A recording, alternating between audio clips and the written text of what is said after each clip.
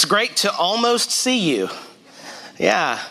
So there are very few unique problems in agency work.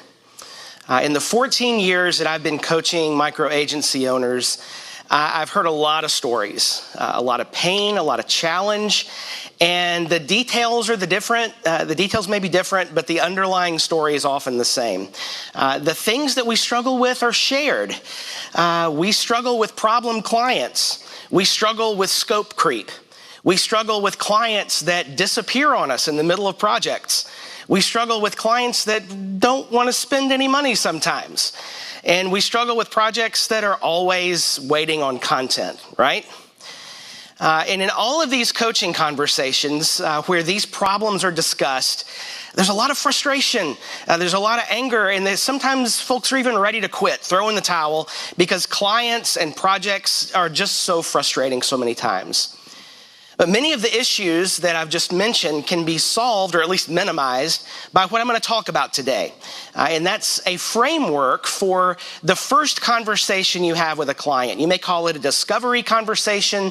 You may call it a scope conversation. I call this the scope strategy so that we can have confidence as we are beginning this relationship with a new client. So here's where we're headed today in this framework for guiding that first conversation with a client. By the way, there'll be a one-page summary of all the things that you can download with a QR code on the final slide, or you can take pictures, whatever you'd like to do. And this talk, by the way, is mostly aimed at folks that are freelancers, micro agencies, but no matter where you are and what you do, I hope it should be likely that you can take something away that will help you in that first conversation with the clients that you're engaging. So when we're done, whether you have 12 months of experience or 12 years of experience, I hope we can improve the confidence that we have as we talk to our clients. So we're going to begin by talking about why we desperately need a strategy for this conversation and not just go into this first conversation by the seat of our pants, as it were. We're going to talk about what the purpose of this conversation is going to be, and then we're going to unpack what I've come to call the scope strategy, and that will hopefully be a mental framework to guide you through those conversations. So why is it that we need a strategy for this beginning introductory conversation with a client? So let's tell a story. So once upon a time, I'm sitting in a coffee shop. I'm meeting with a client. This obviously pre-COVID. Who meets with clients face-to-face anymore? Does anybody do that? This was pre-COVID. I'm sitting in a coffee shop with a client many years ago, and as we're talking, the client is going on and on about his dog that escaped out of the fence that morning, and the stories about this dog. The dog has nothing to do with the business, but the dog took up about 35 minutes of our hour together. And by the time we finally get around to talking about the website, I realize that this person has really no idea what he wants or what he needs. And so have you ever spent hours talking to a client and really gotten nowhere? Anybody been there? Yeah, me too. Or once upon a time, I'm sitting in my car, and by the way, that is my license plate. I am a WordPress geek. So I'm sitting in a car after another conversation with a client the first time, happened to be at the same coffee shop, and I'm thinking to myself, I've really done well with this conversation. I've really knocked it out of the park. We connected well. We talked about the website they wanted to build, and then I realized that I had forgotten to mention website management to this client. The fact that this website we're going to build is going to need some care and love after it launches, and there's wonderful services that we offer. And if there's one thing I've learned over the years about WordPress care plans is that you have to start talking about them from the very beginning if you're going to try to sell a care plan to a client. So have you ever left a consultation and forgotten to cover something that was very important? Yeah, me too. One more story. So once upon a time, I'm checking my email. I had just sent a proposal like an hour before. I had spent so long on this proposal. And see if have you ever done this perhaps. You've written the proposal, you've agonized over all the adjectives to get all the wording just right, and it's just like you want it. And then you're looking at price and, is this $6,500 or is this $6,000? No, $6,250. That's the price we're going to put on it. And we send the proposal, and then I'm waiting, refresh. And finally the reply comes back in, and the response was $6,250. I thought this would be like $500. Have you been there before? So if you've ever agonized over a proposal only to discover that you were way off the client's budget, you're in the right place today. So why is it that we need a strategy for this conversation? Because we as professionals stepping into this conversation need to take control of the meeting. And not in an overbearing way, but just realizing this, that you have committed to spend time with this potential client. And I've bolded that word spending because that's what you're doing. You are spending your time. If you're working in a consultative role, time is money. And so by meeting with a client and giving them your time and requesting nothing back from them in return, you are spending money and time with this client. So we need to make it count. And it makes sense if we're going to be professionals serving the web needs of the world, we need to have some sort of structure so we're investing our time well. So let's talk about what the purpose of this meeting is. Because if you really think about it, it took me a while to realize, why am I actually here and what am I doing?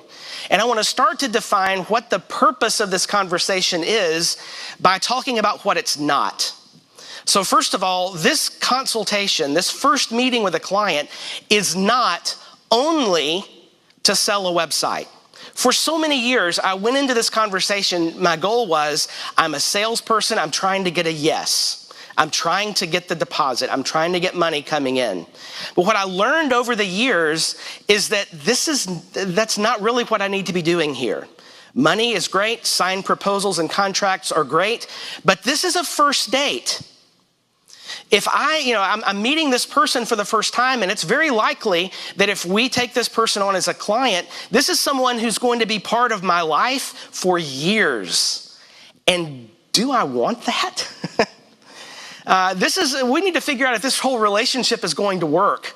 Because I don't know if you've had problem clients, but I've had problem clients. I've had terrible clients. I've also had wonderful clients. And if any of them are watching, they are absolutely the most wonderful clients out there, right?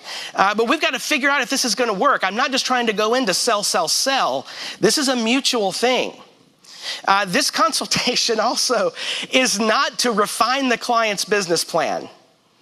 Has anybody out there, how much have you given away free business strategy time in a consultation like this? Oh yeah.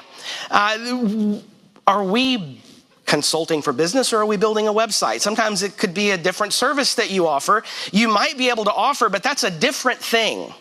Business consultation does not equal building a website. So let's make sure we're clear on what we're here to do and not giving away lots of money and time for free.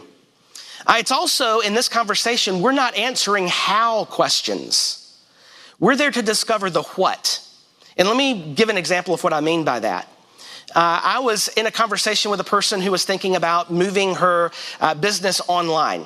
And we were talking about, the different ways that might happen. And I started telling her everything I knew about how you should price your products to, include shipping or not, and all this strategy talk. And I realized that I've just given away so much intellectual property, learned knowledge over hard experience over many years, and with absolutely no commitment on their part to do anything with me as a professional. So the rule of thumb that I have now is that the what questions are free, but the how questions require payment, right? So I'm not giving away the how in this conversation. That's a really important distinction to keep me straight as I'm dealing with a client. So let's talk about a framework for what this conversation could look like. And I've called this the SCOPE strategy because it uses this acronym SCOPE. And I've made this intentionally general and very flexible, and with this acronym to keep us on track, because if we just remember to include all 5 of these things, we're going to have a good, successful consultation with the client. So this is an acronym. The S in scope stands for, you guessed it, scope. We're going to learn enough about the project to write a scope of work. Okay, that's the easy part. Now the second, and by the way, for many of us, that's all we do in the conversation, is we're just trying to find enough about the project to write the scope of work. But there's a lot more we need to be covering. The second, the C in scope, is chemistry. Is this a client I can work with or I want to work with? We're going to have about an hour or 90 minutes with this person, and by that time we can probably pick up on some things to decide if this is the person I want in my life for a while. The O in scope stands for ongoing services, where we're going to explain a little bit about WordPress care plans and those sorts of things. And we're going to dig into each of these in a moment. The P in scope stands for process. Set expectations by walking through the way we work and what that looks like. And finally, we're going to give an estimate at the end. Some sort of ballpark estimate, a general estimate with a range, and try to get the client to buy into that price range before we go any further. Now, using this method over the years, I've closed over 90% of the proposals that I've written. It does work, and it can work for you as well. Now, some of the things I talk about, again, are pertaining a lot to micro agencies or freelancers. That's the community that I most work with. But you can probably take this, it's very flexible to work in whatever industry or role that you're playing. So let's dig into each of these pieces of the acronym SCOPE. The first one is likely the most familiar, the scope questions. We want to learn enough about the business, the person, the project, to create a list of requirements that we'll include in our proposal. So what I suggest for this is 5 buckets of questions. Checklists are wonderful, and having a list of questions to ask is wonderful. But what I learned a long time ago is that sometimes you want to start with different sections of the checklist. And so I've actually created in my world 5 different checklists. They fit into these buckets, and depending on who the client is or where the conversation is going, I can start and move in different orders of these buckets of questions, but they're all very important. So I want to dig into these. And again, all this will be on a one-pager that you can download at the end if you'd like. So I'm always going to ask questions about the business. The business itself, like ask the person, what's your coffee shop answer to what you do? Like, do you have an elevator pitch? Like, can this person summarize in a very succinct way who they are, what they do, who they do it for? Right? What is it that you do or make? Who is your competition? Who is your ideal customer? Why should your ideal customer choose you instead of your competition? What is your price point? How are you finding your customers now? Do you have an existing brand identity? These are the sorts of questions that live in the business bucket. And the reason we ask these questions is to determine, does this person understand their business? It is really shocking sometimes to see a person who has been in business even for a long time that can't articulate these fairly basic questions. They may not be ready for a website. They may need instead some marketing consultation to understand what it is they're trying to do.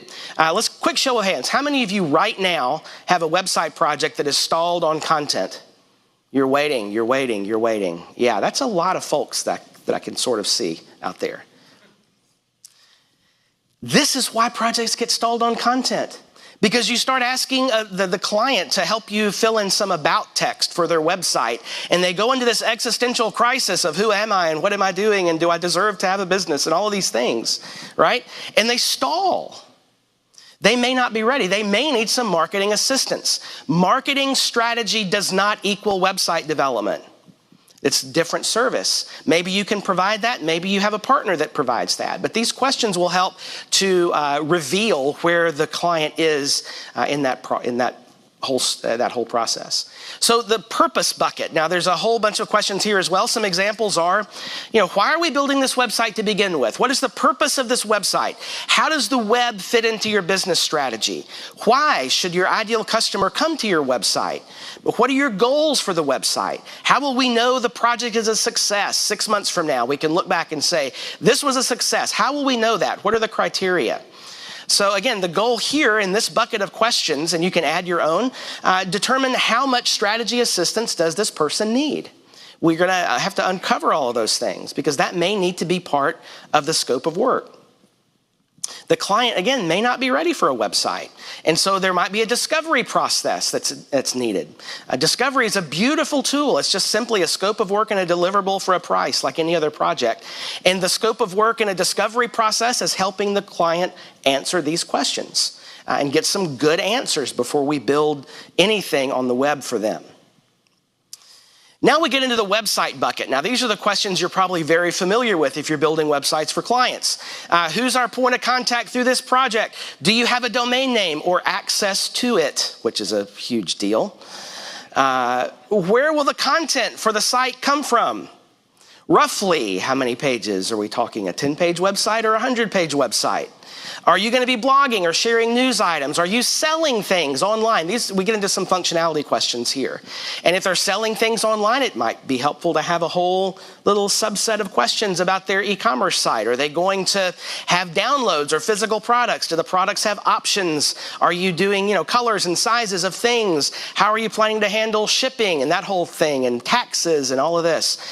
So a good little subset of questions for online, for e-commerce. Are you offering events, registration, ticketing, all the different things that might pertain to this organization or business? Do your clients need to log in for any reason?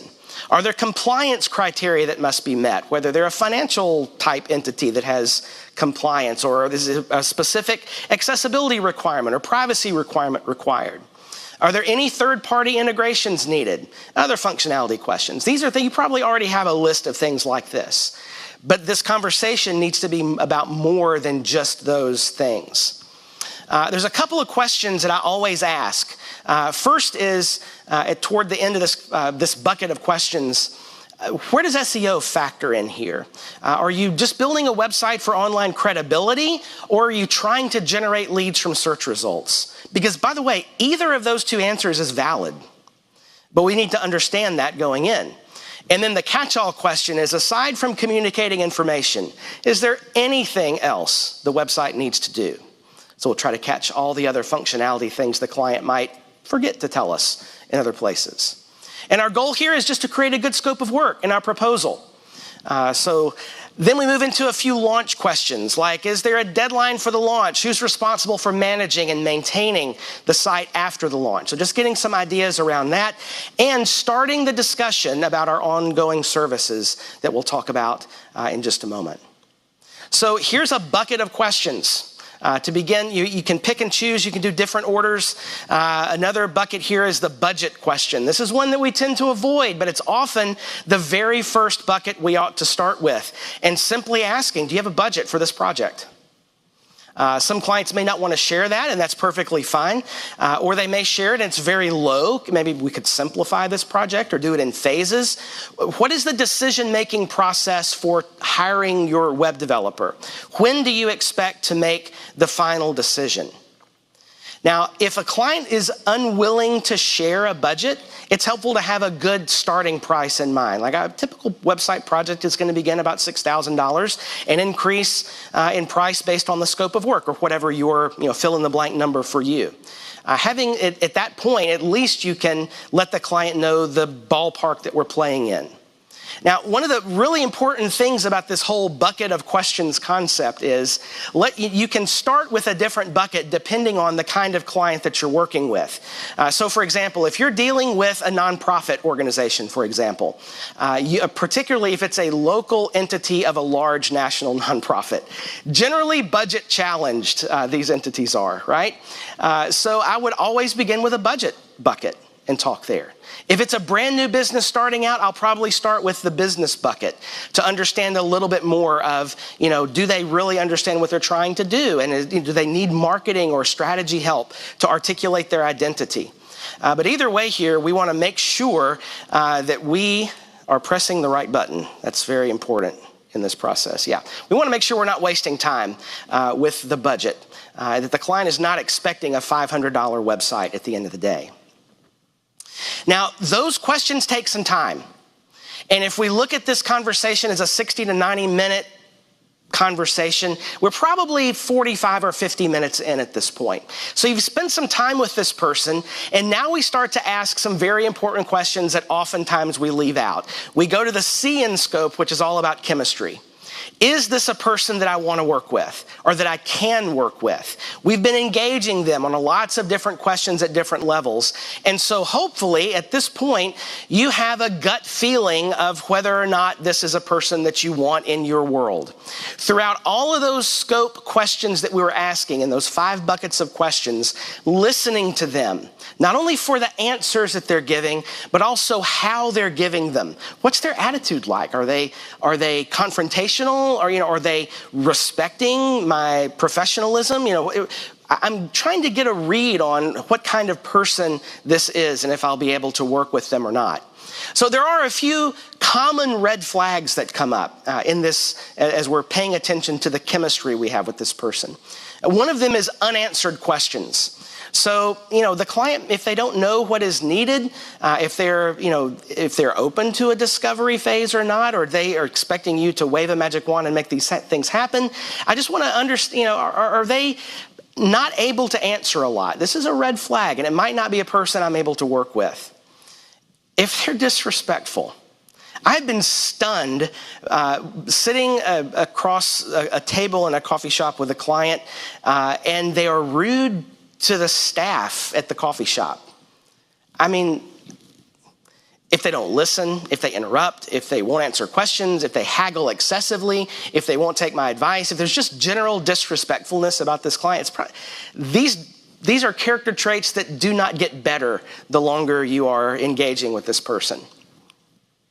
Scheduling problems, another big red flag. If the client is hard to reach, or if they reschedule, or if they're late to the meeting, again, these are generally things that don't get better. If a client is hard to schedule with, they will likely disappear at some point during the project. Just some things that I've learned over the years. If the client complains, about a previous web developer who did everything wrong, it's a full stop. Right? Now, I've also been around the WordPress world long enough to know that there are some people building websites who maybe that's not what they should be doing. I mean, we've inherited some rescue sites that you would have to think about building something that wrong, right? There are people building websites who probably shouldn't be, and I understand that. However, if a client is complaining to me about the developer who did everything wrong, I want to make sure I thoroughly understand what that engagement was like. Because it might be that they had a poor developer. It might also be that this is a person who can never be pleased. And if I allow that person into my world, it's going to be a terrible experience. And not only that, they're probably going to be sitting across the table from another web developer a year from now complaining about me. So we're going to stop and dig into that. Is this a person I can work with? Urgency, again, is another red flag. There might be a legitimate reason if the client needs everything immediately. It could also be that this is the kind of person that procrastinates everything to the last minute. And that's going to show up again and again in the project. So these are they're things I'm watching out for in the conversation. Little peaks of the iceberg that pop up during the conversation, because these red flags are icebergs. Oftentimes you're just seeing the tip of this character issue that might continue to show up throughout the conversation. And so my encouragement is, and I say this because I do this in my head, I often make excuses for the client. Oh, well, they're just having a bad day. Oh, maybe it's just early in the morning and they haven't woken up yet, or whatever it is. I'm making these excuses in my head for the client instead of just asking the question. So we've spent some time with a client at this point. We've asked a bunch of questions. We've decided whether or not, is this something that's going to work or not? The chemistry, great. The chemistry is good. We're going to move on to the next piece of the conversation, where we talk about the importance of our ongoing services. Now, this is absolutely critical, because if you want to build a successful, sustainable business in this space, in the agency space, projects are great, but you live and die by your recurring revenue. Recurring revenue needs to pay the bills. And the simplest and easiest way to develop recurring revenue as an agency in our space is WordPress care plans, along with other kinds of monthly recurring revenue services you can develop for your clients as they need them. But I'm always in this first conversation going to talk about our ongoing care plans. And the key to selling those plans is education, and that has to start in the first conversation. It can be as simple as we offer WordPress care plans so that when the site launches, we don't just disappear on you. We're going to be your long-term partner for the success of this website. And I'll often give a brief explanation of what that includes. I use the acronym HUBS, or 4 walls of security here. It's hosting, updates, backup, security. And essentially, we handle all the details so your site stays healthy. And we have a plan for each of these. I don't go in detail to any of these things unless the client specifically asks, because what I've learned in most cases here, as when we're selling care plans or talking about ongoing services, is that generally, if I'm mentioning gigabytes, I'm doing it wrong. The decision to buy a care plan is a trust decision. It's not a detailed decision. For most clients, they just want to know that you're going to be around there. They want, I describe myself as one neck to strangle if something goes wrong with your website, right? You call us, we will be here and we will help.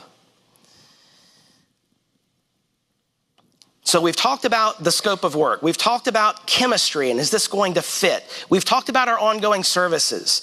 Now, I found it very important also in this conversation to briefly talk through our process. What does our process for website creation look like? And by the way, is that something that you today could briefly describe? Do you have a process that you'd use for every project, every client, every time? It's an important thing to do. That's another talk. But I talk through this process with the client because what I've learned is that when I explain this proven process that we've developed over 30 years now of building websites, that brings value. It brings trust, and good clients appreciate that. We can set expectations of what their involvement is going to be through the project. And just basically talking through the steps. You know, we're going to start with content. We're going to get your approval on the content. Then we'll move into design. And we'll get your approval on the design. Then we'll do content plus design equals development. We build the site. We get your approval again. And we launch the website. A little more complicated than that. But we want the client to understand that this is not a situation where they can just sign the document and step back. We need their engagement in the process.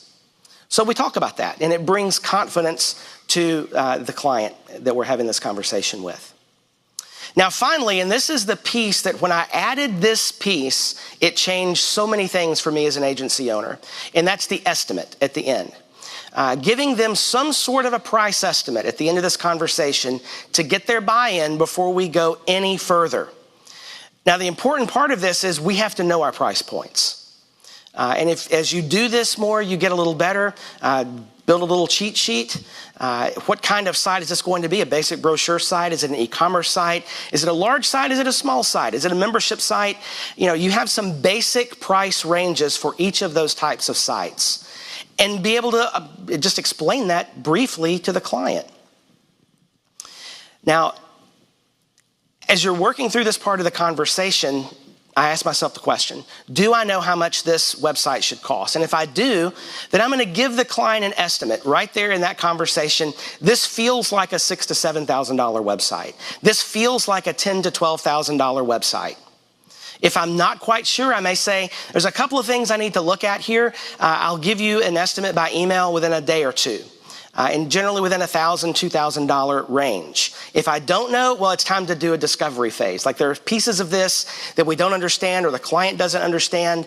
And before we even get into an official website proposal, we're going to do some discovery. Again, a scope of work and a price. We're going to talk, the scope of work here is we're going to answer these questions. The deliverable is a document with those answers. And from that document, we can also build a proposal. Doing this one thing by offering a basic ballpark price at the end of that scope conversation saves you from investing another hour or two in writing a proposal for the client and waiting and clicking refresh and refresh. Are they ever going to answer my email? It's an incredibly powerful thing. When I did this, it saved me so much time. So again, yeah, this should cost roughly $6,000, $7,000, somewhere in that range. Is that going to work for your budget? And if they are in agreement to that, yeah, if I have a proposal ready for you tomorrow, are you ready to start? Get their buy-in before we write that proposal. And if they don't buy into an estimate, we don't write the proposal. We've already invested an hour, 90 minutes in this client, so we're not going to invest more time unless they're ready to move forward. So that is, in short, the scope strategy. It's a framework for guiding this conversation. You start with a scope of work, you move to chemistry, ongoing services, process, and estimate. And if you use this framework or modify it for your conversations with a client, it's going to keep them on target. And it can really help to avoid the frustrating problems that we have with clients by getting clarity on that first discussion. Now, there's a one-pager that I talked about here, which you can download using that QR code if you would like to do so. I'd encourage you to take it, make it your own, add your own questions. But there's some principles here I hope can help everyone. My name is Nathan Ingram. I'm a mindset coach for micro agencies, also the creator of Monster Contracts. You can find me on weekly live streams with Hosting.com's agency success programs and read my weekly news column for agencies at Post Status. I believe we have plenty of time for questions here.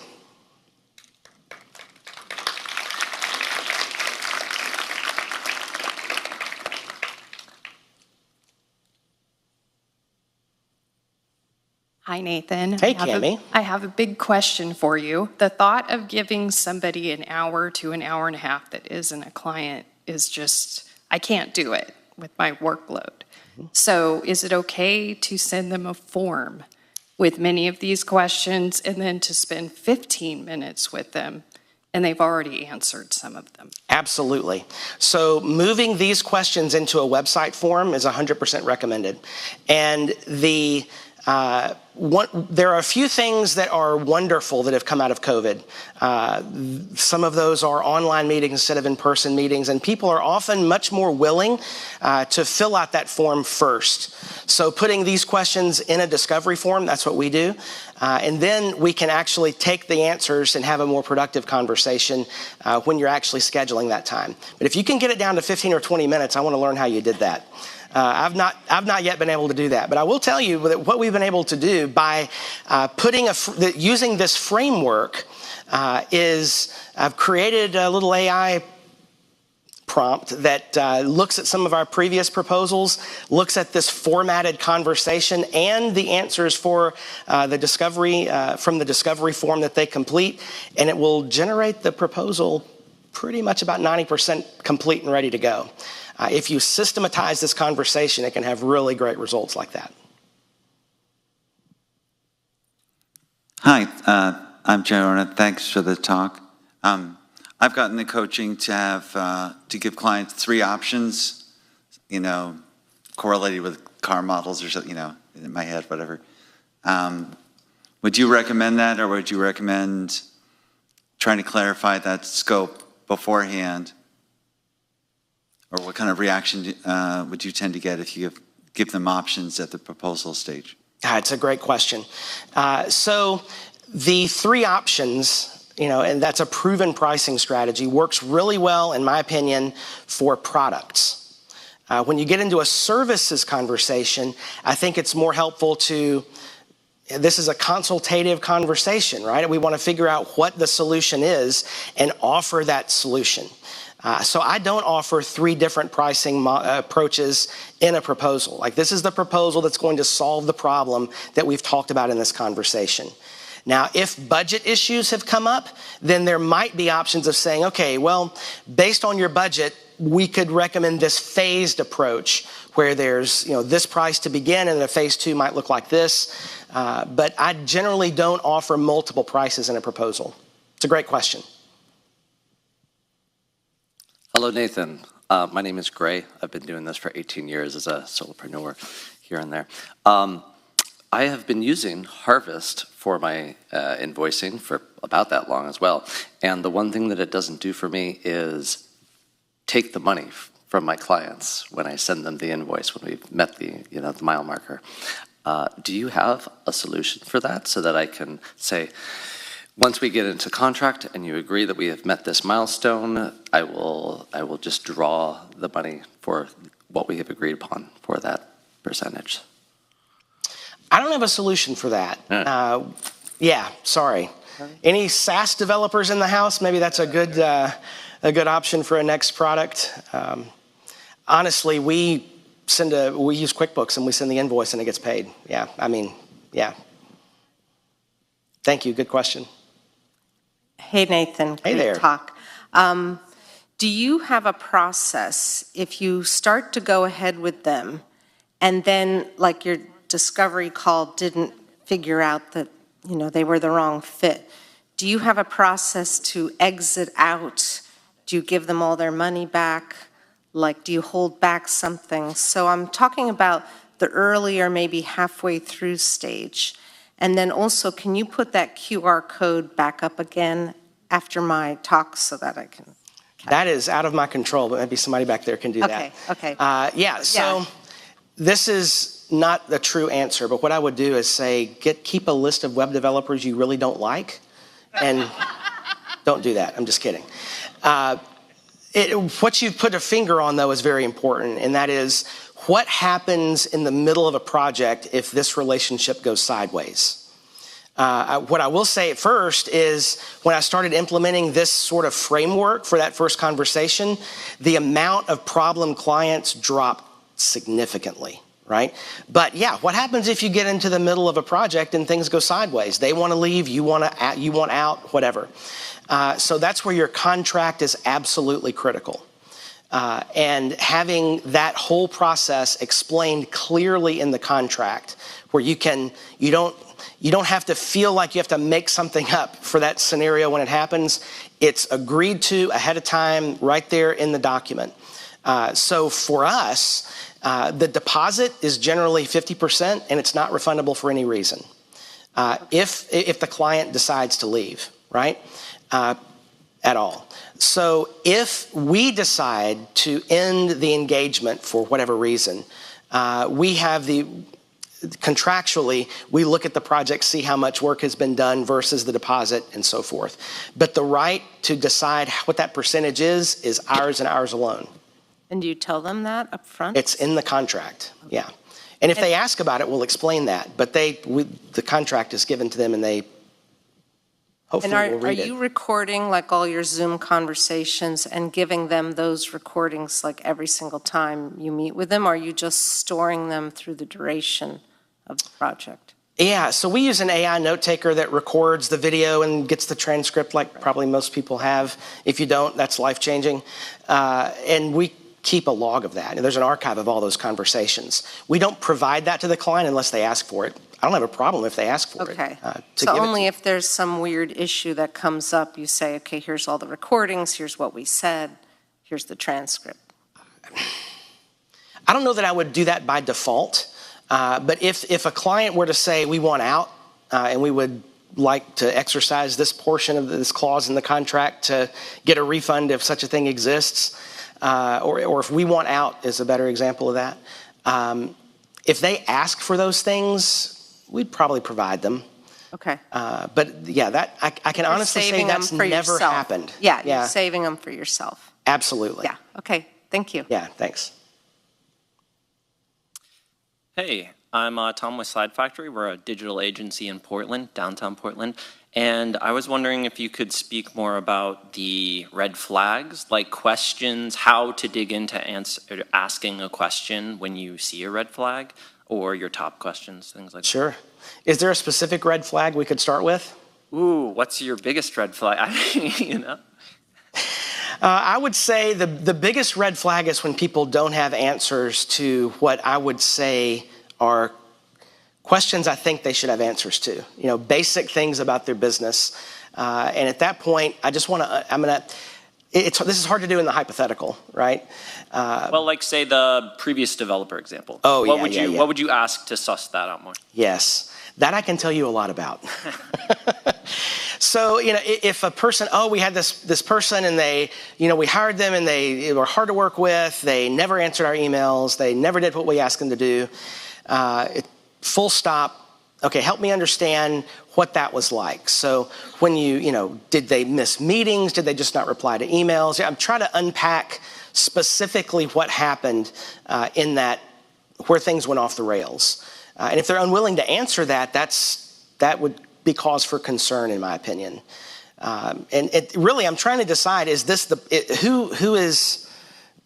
why did this thing go off? Was it the client or was it more the developer? Yeah. Thank you. Yeah. Hi, my name is Rachel. I'm wondering with the chemistry portion, what you would tell a client if you do decide, like maybe everything else seems okay, maybe there's no specific red flags that you can particularly point out to them. Are there certain ways you would phrase that to say this just isn't a good fit? I mean, I know you could just say that. I don't think this is a good fit, but I don't know if there's other ways you would go about that. Sure. Ultimately, what you just said is the thing to do. But how do you sugarcoat that in such a way that it feels authentic to you to say? If I get to that point with a client and I feel like this isn't a good fit, I'll simply say that, and it'll sound something like, based on everything that you've said, I'm not sure that our agency is the right fit for this project. And if the question is, at that point, what do you do? If they were a cold lead, I may not do anything. If they were a referral, I'm going to honor that referral like it was gold and say, you know what, there may be a few others that I can send you some other agencies that might be a better fit than we are for this project. Do they ever push back and ask why, and that's a harder conversation? I've personally never had that happen. Okay.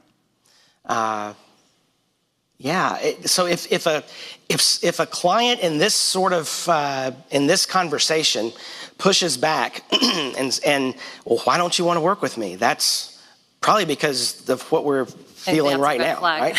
Yeah. Yeah. Okay. Thank you.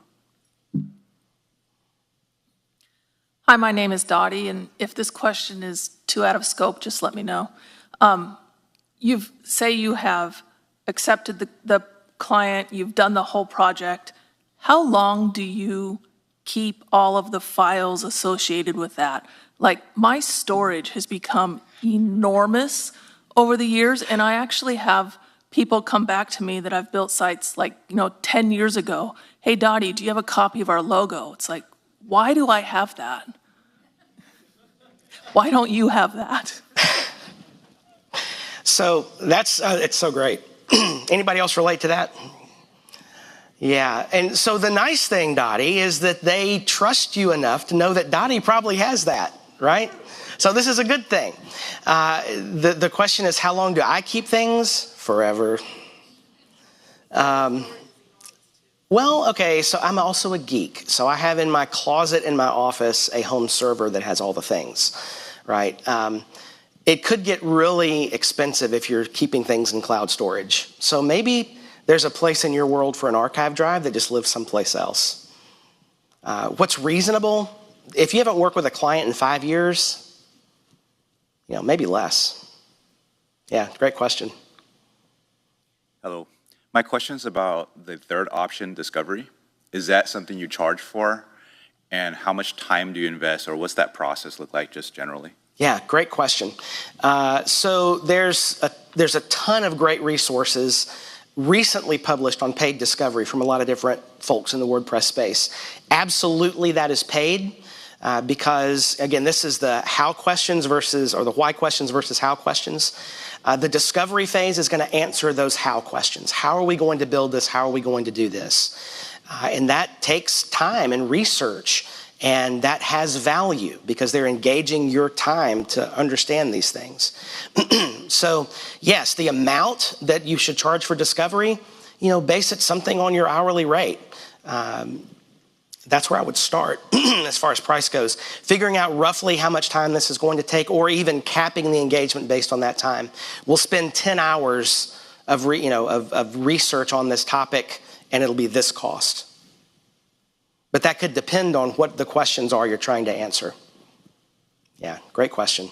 And that is triple zeros. And they said if I went past that, a sniper would appear from the back. And that would be it. So thanks very much. I'll be around the hosting.com booth this afternoon. I appreciate you being here.